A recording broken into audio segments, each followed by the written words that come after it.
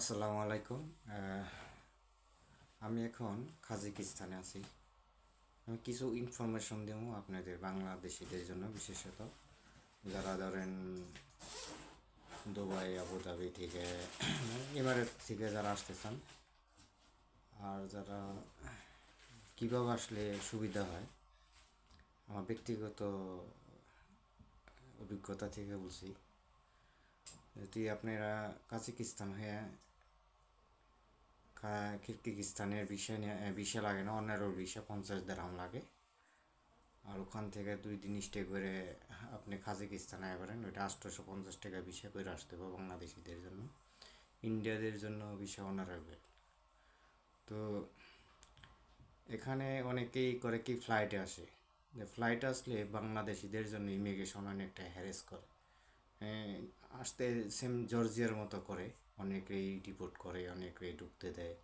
ওনারা আমার এক বন্ধুরে এসে 1 ঘন্টা রাইখা তারপরে আপনার এন্ট্রি দিছে। কিন্তু হ্যাঁ, অনেকগুলি দেশে ট্রাভেলস হিস্টোরি ছিল, প্রায় 13টা দেশে।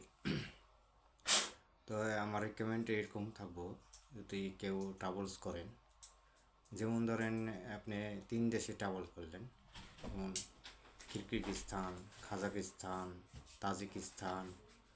তো আপনি 2 দেশের ভিসা করে আসলেন, তাজিকিস্তান অ্যান্ড কাজাকিস্তানের, অ্যান্ড সাথে আপনার উজবেকিস্তানে অনারেবল ভিসা পাইবেন, কিরগিজস্তানে অনারেবল ভিসা পাইবেন।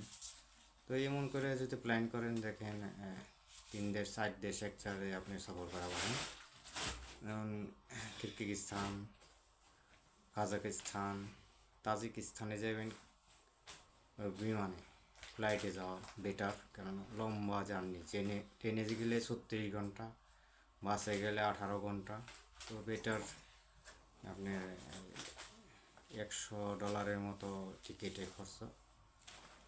তো আপনি এখানে ফ্লাইটে গেলে ভালো, মনে করেন স্টে করে আপনি টিকিট আবার আবুধাবিতে করতে পারেন, আপনি সামারকান্দ বা তাসকিন উজবেকিস্তানের 2 দিন থেকে ওখানে ঘুরে চলে যেতে।